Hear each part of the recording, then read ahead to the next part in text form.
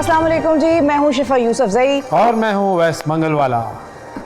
आपने अक्सर ये देखा होगा कि दुनिया में बहुत सारे ऐसे लोग हैं जो कि बड़े बड़े लोग हैं, बड़े अमीर लोग हैं, बहुत पहुँचे हुए लोग हैं। मिसाल के तौर पर हम पाकिस्तान की बात करें तो भाई वहीद मुराद, बहुत बड़ा नाम, लेकिन वहीद मुराद का बेटा वहीद मुराद के लेवल तक नहीं पहुँच सका। मैडम नूरजहां, गुलकारी की दुनिया का बहुत बड़ा नाम, लेकिन मैडम नूरजहां की बेटी उस मकाम तक नहीं पहुंच सकी।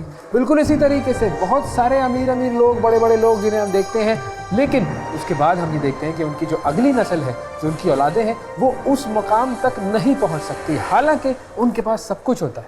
ये बात पता है किसने दौलत भी होती है, उनके पास शोहरत भी होती है, उनके पास सब कुछ होता है, लेकिन वो उस मकाम तक नहीं पहुंच सकते जहाँ तक उनके वालिदैन पहुंचे होते हैं। हाँ, और ये बात मैंने किसी और से भी सुनी थी। हाँ, कौन था वो शख्स? बानो कुद्सिया साहिबा ने अपने शौहर अशफाक अहमद साहब से पूछा था कि ऐसा क्यों होता है कि जो बाप बहुत बड़े होते हैं, जिन बापों के बड़े बापों की जो औलादें होती हैं, वो उन बापों के आगे बहुत छोटे छोटे लगते हैं, या वो बाप। क्या जवाब दिया? जवाब तो उन्होंने बड़ा इंटरेस्टिंग सा दिया, और बताता हूँ कि उन्होंने क्या जवाब दिया। जवाब ये था कि एक तो ये कि वो बापों के साए से या बापों के असर से निकल नहीं पाते। दुनिया ही उनको ऐसे नहीं देखती। हाँ, दुनिया उनको अलग एक इंडिविजुअल के तौर पर देखती ही नहीं है, वो हमेशा उनको उसका बेटा, उसकी बेटी ही देखते हैं। एक ये वजह है, और दूसरी वजह क्या है कि इससे ये हमें पता लगता है कि ऐसा नहीं है कि अगर आपके पास मुकम्मल दौलत है, बहुत शोहरत है, सब कुछ आपके पास प्लेट में रखकर मिल गया है तो भी आप बड़े इंसान बन जाएंगे। बड़ा इंसान बनने के लिए चाहिए मेहनत, मुशक्कत, एक लगन और एक जज्बा। आगाज करते हैं इलेक्शन मॉर्निंग्स का।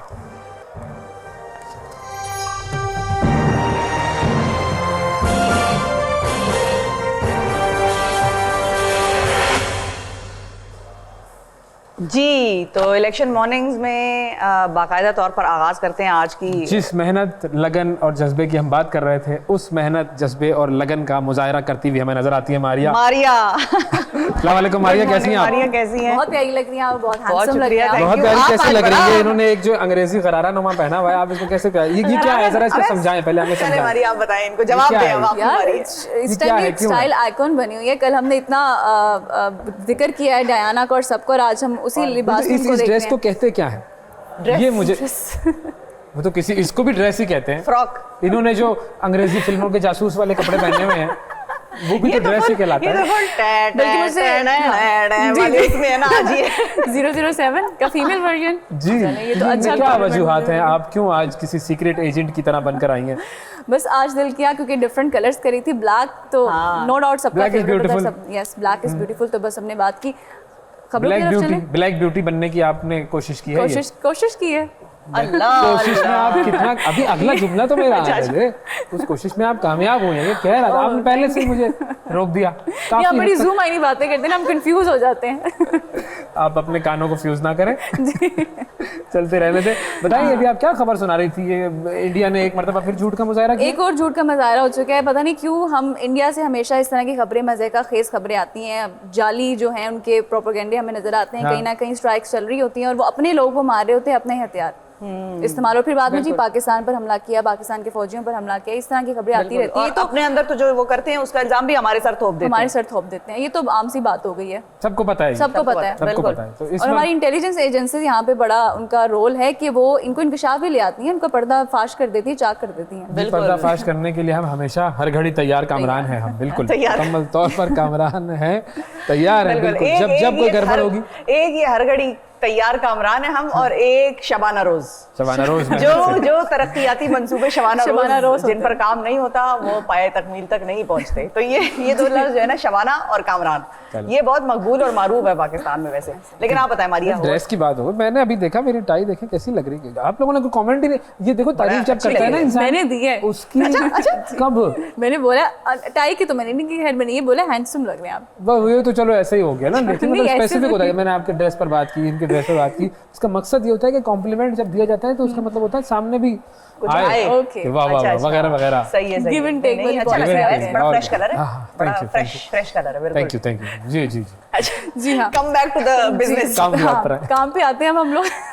साइफर केस है, बानी पीटीआई को शाह महमूद कुरैशी को 10-10 साल की कैद हो चुकी है। टोटल मिला के 20 साल हो गए। जी हाँ, नहीं दोनों को 10-10 साल है, और ऑलरेडी वो जेल में ही थे और इन कैमरा वो समाते होती नहीं। और अब ये फैसला आ चुका है कि 10-10 साल आपको सज़ा सुनाई जाएगी। लेकिन पीटीआई इस वक्त ये कह रही है कि ये उसको सियासी मामला बना रही है, लेकिन जो मुखालिफिन जो उनके हरीफ हैं वो ये कह रहे हैं कि आपने जो जुर्म किया उसकी सज़ा आपको मिली है बेसिकली। बिल्कुल, ये हमने जुर्म और सज़ा की तो कहानियाँ बहुत सारी सुनी है, जुर्म जिसका हो उसको सज़ा मिलनी चाहिए। अब होगा क्या, क्योंकि इलेक्शन बस आने ही आवत है इलेक्शन की, तो वो इलेक्शन की आवत से इनकी हो गई जावत। हाँ, तो अब देखते हैं कि क्या होगा।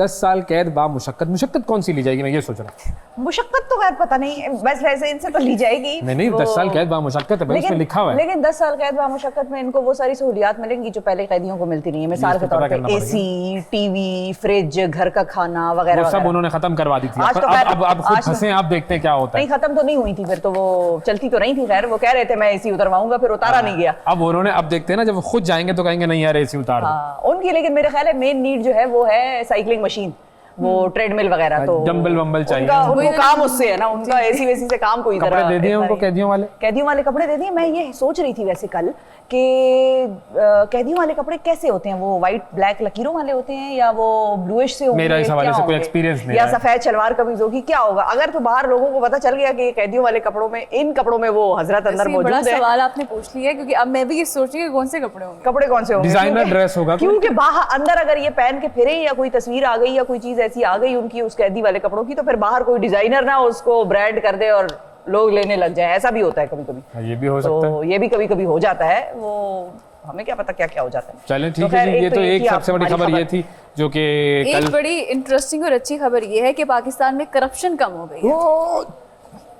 वाह वाह वाह, करप्शन कम हो गई, जबरदस्त, फाइनली के आप बताएं और ये नाचे मैं सुन रही हूँ। वाह वाह, करप्शन कम हो गई, इससे अच्छी बात क्या हो सकती है। इतनी अच्छी खबर उन्होंने सुनाई है, पाकिस्तान में करप्शन कम हो गई। ट्रांसपेरेंसी इंटरनेशनल की रिपोर्ट है, 140 से 133वें नंबर पर आ चुके हैं। कौन से नंबर से? 140 से 133वें नंबर पर, 7 नंबर कम हो गई। वेरी गुड भाई, ये किसने कहा है?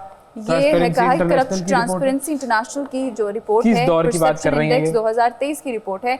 गालिबन ये पीडीएम हुकूमत की बात की जा रही है। देखो पीडीएम ऐसी करप्शन उन्होंने कम कर दी, मुल्क को तरक्की में 4 चांद लगा दिए वगैरह वगैरह। महंगाई जो है, महंगाई तो बड़ी थी, चलो ठीक है उसको रहने देते हैं। करप्शन जो है वो क्यों तौबा क्यों कर रही हैं आप? महंगाई की उस पे, हाँ महंगाई पे। करप्शन जो है ये बेसिकली करप्शन परसेप्शन इंडेक्स है। अच्छा, अब करप्शन परसेप्शन इंडेक्स का मतलब हम हमेशा यही बताते हैं कि ये बुनियादी तौर पर एक ओवरऑल माशरे की एक असेसमेंट होती है और परसेप्शन लोगों की क्या है, तो उस हवाले से ये रिपोर्ट आई है। 140 ममालिक में जो है वो 140वें नंबर से हम 133 पे आ गए थे। बेहतरीन, जबरदस्त। तो ये है सूरत हाल सारी। अच्छा, अगली क्या खबर है हमारे पास? नमूनिया के केसेस बढ़ते जा रहे हैं और इसके सबसे ज्यादा अफेक्टेड बच्चे हैं। काफी केसेस हैं हॉस्पिटल्स में और काफी सीवियर कंडीशंस है बच्चों की। इवन के हमारे इर्द गिर्द भी हमने काफ़ी केसेस इस तरह के देखे हैं, जहाँ पर इवन के हमारे ऑफिस में इस तरह के केसेस हुए हैं कि जहाँ पर उनके बच्चों के नमूनिया के केसेस रहे हैं। और अल्लाह का शुक्र अब तो वो बेहतर है, लेकिन ये केसेस बढ़ते जा रहे हैं। केसेस बढ़ते जा रहे हैं। इस पर हम डिटेल में बात करेंगे हमारे नुमाइंदे से कि ये क्या मामला है, क्योंकि कई बच्चों की हलाकतों की खबरें भी सामने आई हैं। बड़ी तशवीशनाक बात है और ज़ाहिर है अगर ये नमूनिया बढ़ रहा है तो इसकी कोई ना कोई कॉज होगी, कोई ना कोई रीज़न होगी। और एक दिन में सुबह से तो कोई तकरीबन 340 मरीजों का इजाफा हुआ है। रिपोर्ट सामने आई है और बिल्कुल नमूनिया में मुब्तला मरीजों में से 202 जो हैं उनका ताल्लुक लाहौर से ही है। तो ये भी बड़ी तशवीशनाक बात है। अभी तो खैर फिलहाल तो हम सभी लाहौर में, लेकिन हमें देखना है, हम इस पर बात करेंगे कि ये क्यों इतने ज़्यादा केसेस सामने आ गए अचानक से और 8 बच्चे नमूनिया से चल बसे।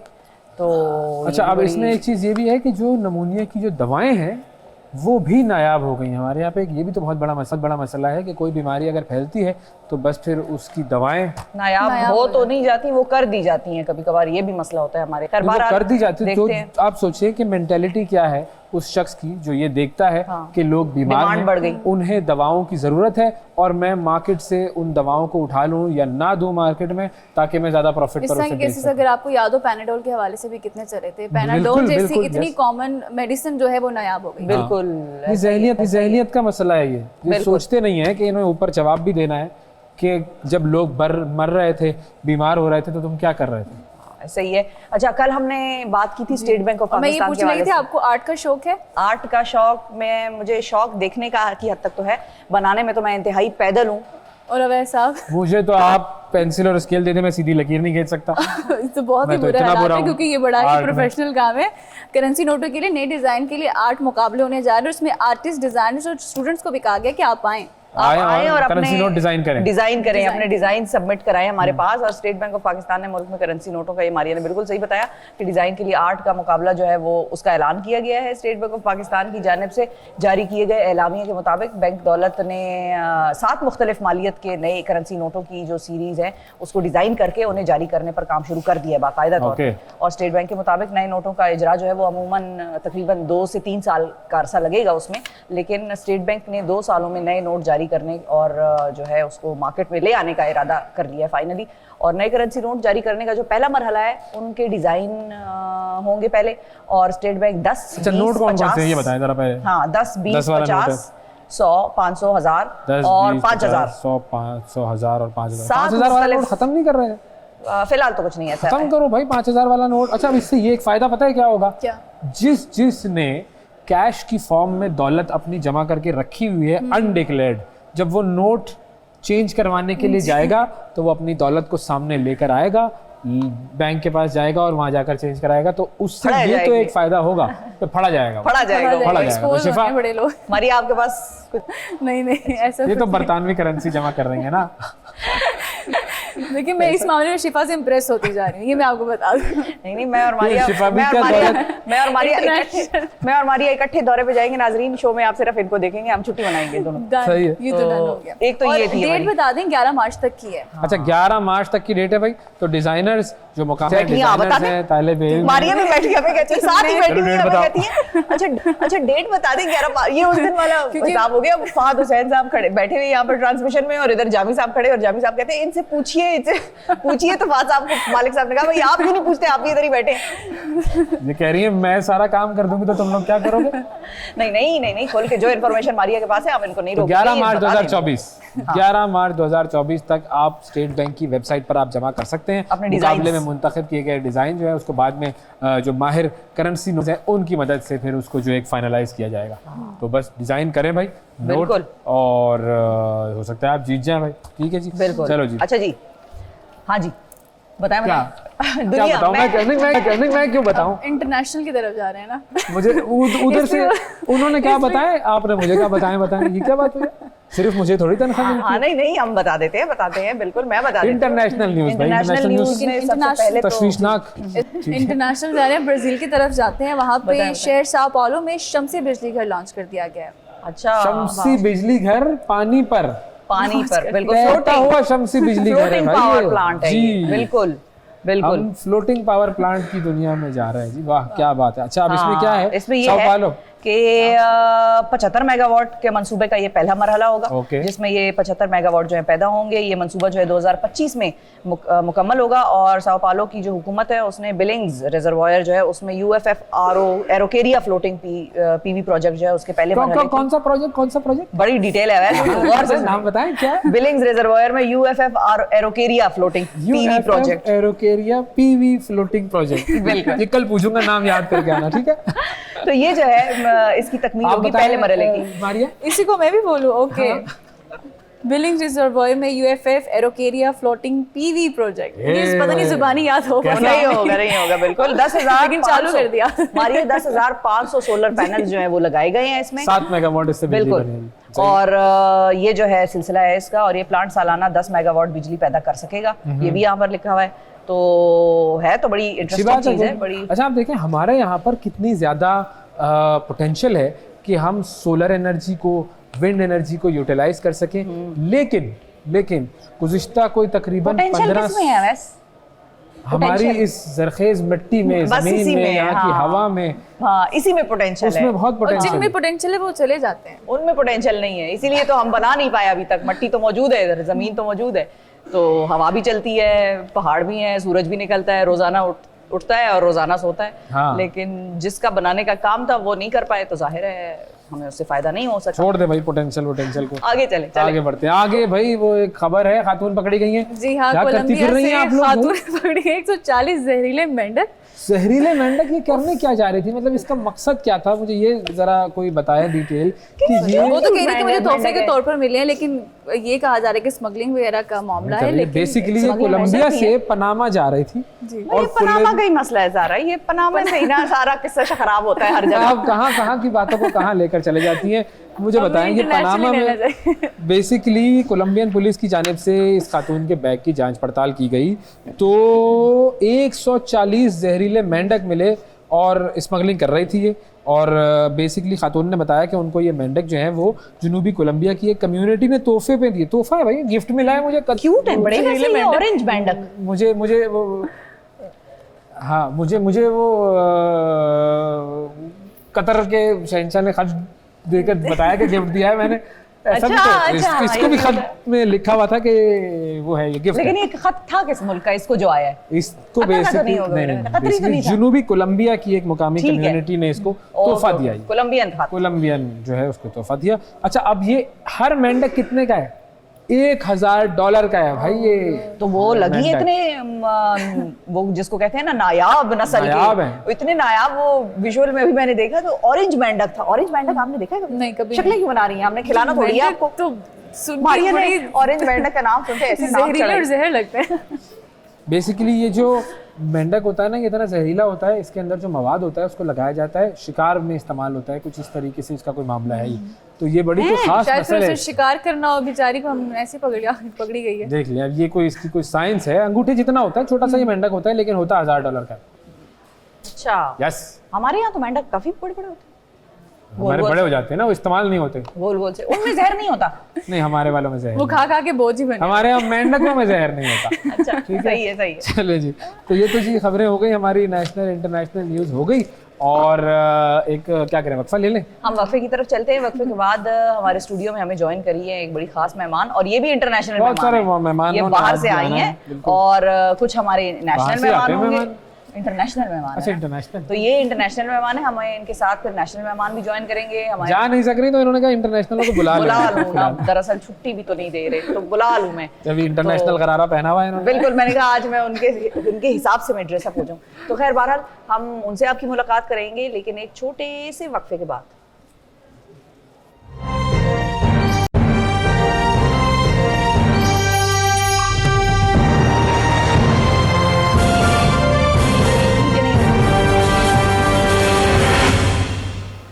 वेलकम बैक जी। इलेक्शन मॉर्निंग्स में एक मरतबा फिर खुशामदीद। अब ज़रा इलेक्शन के हवाले से शहरों में क्या गहमा गहमी हो रही है उसकी सूरत हाल जानते हैं। इस्लामाबाद का रुख करते हैं और इस्लामाबाद में हमारे नुमाइंदे हमारे साथ मौजूद हैं, शिराज अहमद शिराजी साहब। उनसे पूछते हैं क्या माहौल है इस्लामाबाद में। अस्सलाम वालेकुम शिराज। वालेकुम सलाम, क्या हाल है? ठीक है, हमारे हाल बिल्कुल ठीक ठाक है। अच्छा, सही है, ठीक है। अवैस आपसे हाथ मिलाने के लिए आगे हो गए, लेकिन उनको ख्याल आया कि आप तो एक डब्बे में बंद है इस वक्त। ये बताएं शिराज, इस्लामाबाद में क्या सूरत हाल है? इस्लामाबाद की जो फजा है उसमें कैंपेन्स का क्या इस वक्त इम्पैक्ट है आवाम पे और आप मीडिया वालों पर? कितना वो वहाँ पर गहमा गहमी है? देखिए शिफा, उस हवाले से तो मैं बाद में बात करूंगा। पहले आपने नमूने के हवाले से खबर दी, और इस्लामाबाद में इस वक्त इतनी कि मुझे एक खौफ और डर था कि ऐसा ना हो कि मुझे यहाँ पर नमूने ना हो जाए। अल्लाह ना करे। शिराज क्या कह रहे हैं? टोपी पड़ी है ना पीछे, पहन ले मेरे भाई। ये आपने जो जैकेट पहनी हुई है इतनी महंगी ब्रांडेड, उसकी टोपी अपने सर पे डाल लें आप। भाई असल में मेरे सर पे बाल है और फिर जो है वो बाल खराब हो जाएंगे, तो फिर मैं यार ये आप लोगों का मसला है, बाल खराब होने वाला है। जो इमारत है, जो पार्लियामेंट है, जो मुकद्दस इमारत है, यहाँ तक पहुँचने के लिए इस्लामाबाद में भी कांटे का मुकाबला मुतवक्को है। और हमने देखा कि यहाँ पर जमात इस्लामी, पाकिस्तान तहरीक इंसाफ, पाकिस्तान मरकज़ी मुस्लिम लीग और जो दीगर पार्टीज़ है उनके उम्मीदवार मैदान में है।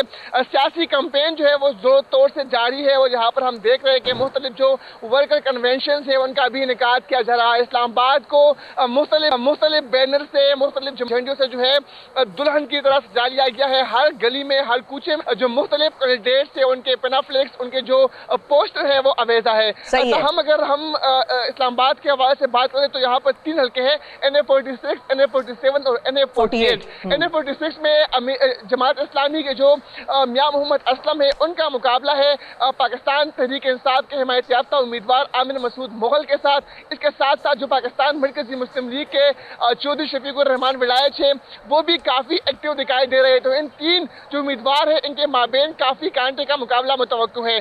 साथ ही साथ अगर हम इंतखाबी मंशूर के हवाले से बताएं तो जब हमारी बात हुई मियां मोहम्मद असलम से तो उनका यही कहना था कि इस्लामाबाद से मुंतखब होकर हमारी कोशिश हुई कि हम इस्लामाबाद को सूबा बनाएं। इस्लामाबाद का अपना वज़ीर आला होगा, इस्लामाबाद का अपना गवर्नर होगा।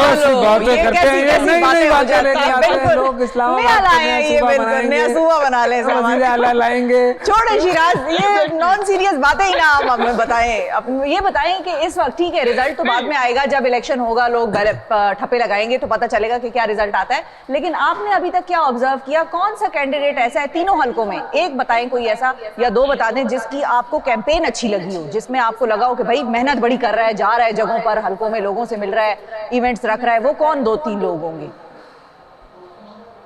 देखिए शिफा, टू बी ऑनेस्ट जब पाकिस्तान तहरीक इंसाफ के हवाले से बात करते हैं तो उनका जो हिमायत याफ्ता उम्मीदवार है वो तो इस चीज़ का हो रहे है कि उन जो लेवल प्लेइंग फील्ड है वो नहीं दी जा रही, उनको कैंपेन जो है वो नहीं करने दी जा रही, तो वो तो एक साइड पर है। बाकी साइड पे तो इसे हम और बात कर ले तो जमात इस्लामी चूँकि सारी बातें मियां मोहम्मद असलम नायब अमीर है वो काफ़ी एक्टिव दिखाई दे रहे हैं। इसके अलावा पाकिस्तान मुस्लिम लीग नून जो है वो मुख्तलिफ मुकामात पर हम देख रहे हैं कि वर्कर कन्वेंशन का इनेकाद कर रही है।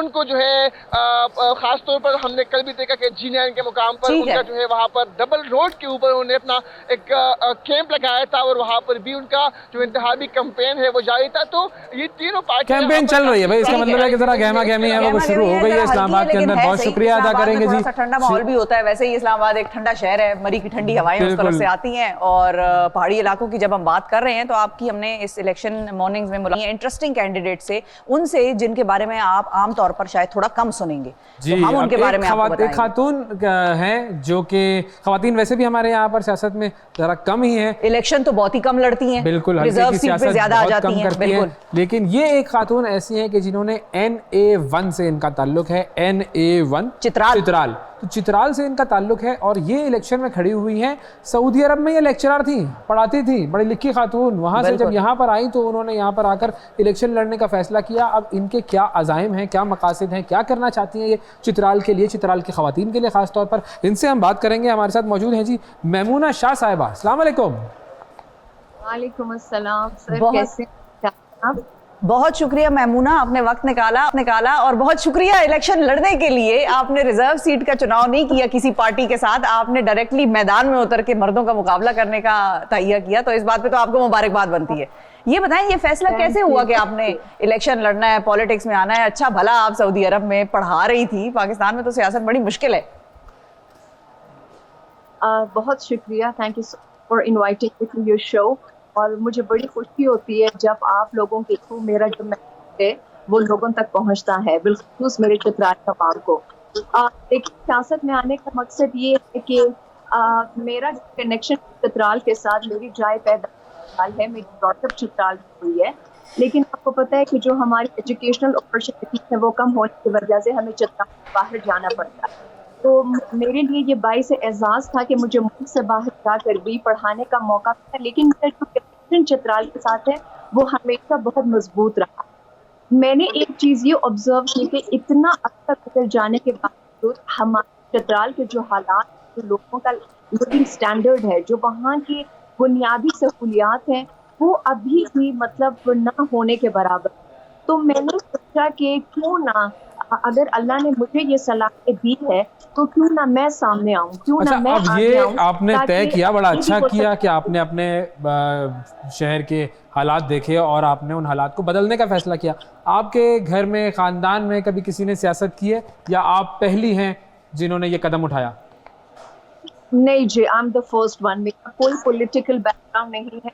मेरे फादर का ताल्लुक जो है वो पार्लियामेंट हाउस था, मेरे भाई का, लेकिन वहाँ पर एक गवर्नमेंट जो है वो ऑफिशियल के तौर पर काम करते हैं। मेरा कोई सियासी बैकग्राउंड नहीं है, कोई मेरी फैमिली में सियासत में नहीं है। देखिए कितनी खुशाइन बात है कि इलाके के लिए जी अपने इलाके के लिए ये इन्होंने कहा, मतलब जाहिर है वहाँ से बहुत सारे लोग पढ़ने चले जाते हैं, मौसमी हालात वहाँ पर बड़े सख्त होते हैं, सख्त शदीद सर्दी पड़ती है, बर्फ़बारियाँ हो जाएं तो मामूले ज़िंदगी बिल्कुल रुक जाता है और फिर लोग जाहिर है उस इलाके से बाहर निकलते हैं। वो भी ये नहीं कि वहाँ से भागने के लिए, लेकिन अपनी ज़िंदगी, बच्चों की ज़िंदगी, किस तरह इनकी फैमिली इनको सपोर्ट कर रही है, ये बड़ी इंपॉर्टेंट चीज़ है। क्योंकि वही बात है कि अगर किसी खातून ने दुनिया में कुछ बड़ा करना है तो वो अपनी फैमिली की सपोर्ट के साथ जब काम करती है तो वो बहुत आगे जाती है। बिल्कुल। और अगर फैमिली की सपोर्ट ना हो तो वो एक स्ट्रेस में होती है। उसमें भी बहुत सारी ख़वातीन बहुत कुछ अचीव करती हैं, लेकिन वो जो एक स्ट्रेस होता है मेंटल, वो उनके साथ होता है। तो अगर वो फैमिली की सपोर्ट होगी फिर आप देखें ख़वातीन कैसे काम करती हैं, कमाल काम करती हैं। तो अब सर्दी भी होगी चित्राल में, बिल्कुल। और इस वक्त भी, क्योंकि जाहिर है वो लोग जो कह रहे थे यहाँ पर केपी साइड पे कि भाई बड़ी सर्दी होगी, बर्फबारी में लोग वोट कैसे डालेंगे, तो असल में तो ये लोग हैं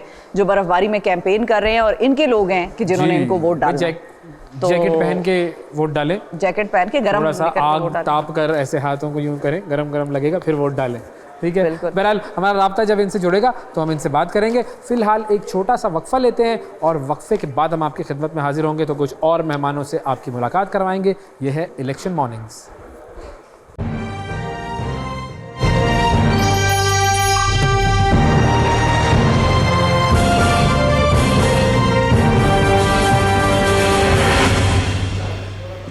वेलकम बैक जी। इलेक्शन मॉर्निंग्स में एक मरतबा फिर खुश आमदीद। मेहमानों की आमद का सिलसिला शुरू हुआ चाहता है और 3 बड़े ख़ास मेहमान इस वक्त हमारे साथ मौजूद हैं। 2 तो वो हैं जो हमारे अपने करीबी मेहमान, करीबी दोस्त, करीबी मेहमान, इसी चैनल से उनका ताल्लुक, और एक वो हैं कि जिनका ताल्लुक वैसे तो पाकिस्तान से बाहर से है लेकिन अब वो पाकिस्तानी हो चुकी हैं। She has opted to live in Pakistan। Islamabad से उनका ताल्लुक है, ट्रैवल ब्लॉगर हैं, साबिका Polish, now resident of Islamabad. जी, तो ये देखिए बड़ी ख़ास बात है। तो ये 3 मेहमान हमारे साथ मौजूद हैं और हम दावत देते हैं अली हैदर, फर्रुख वड़ाइच और गौसिया ग्रीका। प्लीज़ वेलकम, प्लीज़ आइए जी। हमारे मेहमान तशरीफ़ ला रहे हैं हमारे स्टूडियो में चलते हुए।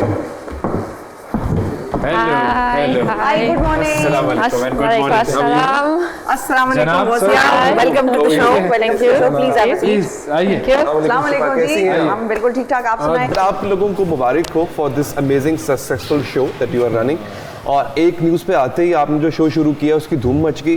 बस बहुत शुक्रिया, अल्लाह से दुआ है कि अल्लाह इज्जत रखे। वैसे तो आप जहाँ जाते हैं धूम मचा देते हैं दोनों, लेकिन यहाँ पर भी आगे आपने रंग लगा दिया। ये बड़ा मुश्किल मामला होता है जब आपसे लोगों की एक्सपेक्टेशन हो कि आपने धूम मचानी है धूम, तो फिर बड़ी गड़बड़ भी हो जाती है। खैर ऐसा नहीं है फरूख साहब, मेले तो आप भी लगाते हैं आजकल, बिल्कुल लोगों के आसपास मंडलाते रहते हैं। कोशिश कर रहे हैं कि कोई मेला लग जाए। आपने पंजाब में जितने हल्के और जितना स्ट्रीट्स की कवरेज की है जी, कितना आपने पंजाब देख लिया? पंजाब तो चूँकि यहीं के रहने वाले हैं। हाँ। खुद मेरा जो आबाई इलाका है वो सदर्न पंजाब है और पैदा इधर हुआ हूँ, यहाँ पे रहा हूँ लाहौर में। वैसे तो पंजाब ओवरऑल देखा ही हुआ है, आपको जाना ही पड़ता है कहीं पे आपके रिश्तेदार, लेकिन ये वाला एक्सपीरियंस ज़रा डिफरेंट है और डिफ़िकल्ट भी है। आपको मुख्तलिफ इलाकों में जाके लोगों की बोलियाँ, लोगों के मिजाज, यानी आप पंजाब की एक साइड से जैसे ही दूसरी तरफ जाते हैं तो आपके जो कानों में आवाज़ पड़ रही है वो बिल्कुल बदल जाता है। हाँ, मिजाज बदल जाता है। ये लेकिन मजेदार बात है कि आप सिर्फ कैंडिडेट को नहीं पढ़ रहे, अब ये लोगों को भी पढ़ रहे हैं, डेमोग्राफिक्स पढ़ रहे हैं। तो ये बड़ा ही दिलचस्प है, बड़ा मजेदार है और लोगों से फिर ये भी पता चलता है कि यार कहाँ जाके, कहते हैं ना जैसा देश वैसा भेस। बिल्कुल, पूरे देश के अंदर भी कई देश हैं, यानी ये पूरा पाकिस्तान कितना खूबसूरत भी है ये भी पता चलता है। पंजाब में तो टैलेंट कितना है, हर 70 किलोमीटर पे डायलेक्ट बदल जाता है। वो भी बिल्कुल ऐसा ही है। चप्पल कितने किलोमीटर पे बदलनी पड़ती है आपको? ज़ाहिर है चल के आपकी चप्पल घिस जाती होगी। नहीं, हम कोशिश करते हैं कि जब वहाँ जाते हैं तो शूज़ अच्छे लेके जाएं क्योंकि उसमें ये है कि जब आपने फुटवर्क करना है तो कैमरा जो है वो आपका फेस और आपको तो कह रहा होता है जो है वो तो हमें पता चल रहा होता है ना, आपने पूरा दिन चलना है। मिसाल से तो हम बात करते हैं तकरीबन 400 साढ़े 400 अफराद से अगर हम बात करते थे तो मुझे बाद में प्रोड्यूसर बताता था कि हमने तकरीबन 1.5 घंटा रिकॉर्डिंग की है मुसलसल। और उसमें कितने किलोमीटर आप चले होंगे? बिल्कुल सही है। हाँ, कल परसों मुझे किसी ने कहा कि सर आपसे एक दरख्वास्त कुछ मिला। अच्छा, जी सर, आप लोगों से बस पूछते जाते हैं वोट किसका, तो थोड़ा सा वक्त दिया करें, कई लोगों ने अपने ख्यालात भी बताने होते हैं। हाँ। तो मैंने कहा यार इतना हम चाहते हैं कि ज़्यादा से ज़्यादा लोगों की राय आए ताकि लोगों को बता सकें चल क्या रहा है, क्योंकि होता पता है क्या है, election surveys are the probably only way for public कि वो एंकर्स या अपने जिनको देखती है उनसे मिलकर इजहार करे अपनी जितना राय इन्होंने का। पूछा लोगों से, 400 बंदे से पूछ रहे होते हैं कि प्रोग्राम के अंदर अगर रिजल्ट उसके बरक्स निकल आया कि कुछ कह रहे हैं। हम तो क्रक्स एक निकाल के देते हैं कि इस हल्के में ये सूरत हाल है। फीलिंग क्या है? अब मैं आपको छोटी सी एग्जांपल देता हूँ कि जो कराची का ज़िमनी इलेक्शन हुआ था जिसमें मिफ्ता इस्माइल खड़े हुए थे, मुस्तफा कमाल खड़े हुए थे, 1-1.5 साल पहले की बात। कादर मंदोखैल पीपल्स पार्टी से वहाँ से जीते थे। तो जब हम वहाँ पर गए थे तो कादर मंदोखेल और पीपल्स पार्टी का नामो निशान नहीं मिलता था वहाँ। हाँ, लेकिन रिजल्ट क्या आया? लेकिन आगे हुआ ये कि वहाँ पे जब मैं गया था तकरीबन 20 दिन पहले गया था, तो मशीनरी वहाँ पर लगी हुई थी बहुत ज़्यादा। तो मैंने कहा यहाँ पे या तो कोई ऐसी चीज़ है जो नज़र नहीं आ रही और बाद में हमें नज़र आई। काफी चीजें फारूक साहब नजर नहीं आती, तो हमें पता। 1 माह पहले, 1.5 माह पहले, और बाद में फिर जब रिजल्ट आते हैं डेफिनेटली हम फिर रजिया देते हुए कह देते हैं हुजूर एहतियात। हमने जो कहा वो हतमी नहीं है, हमने अवामी राय आपके सामने रख दी है, लेकिन आप बैन 127 का हमने 1 महीना पहले सर्वे कर लिया। अब अगर वहाँ पे कुछ और हो जाए सही है, हमें क्या पता। बिल्कुल। अच्छा, we'll come to Gausia also because she's not understanding us. हमारे मेहमान तो वो है ना। बिल्कुल बिल्कुल। So we will be discussing about your journey. How did you come to Pakistan? What made you stay here? Yes, we are very good looking people. Yes. But what was the actual story? We'll discuss this after a very short break. छोटा सा break लेते हैं, break के बाद वापस आएंगे तो हमारे मेहमान हमारे साथ मौजूद हैं।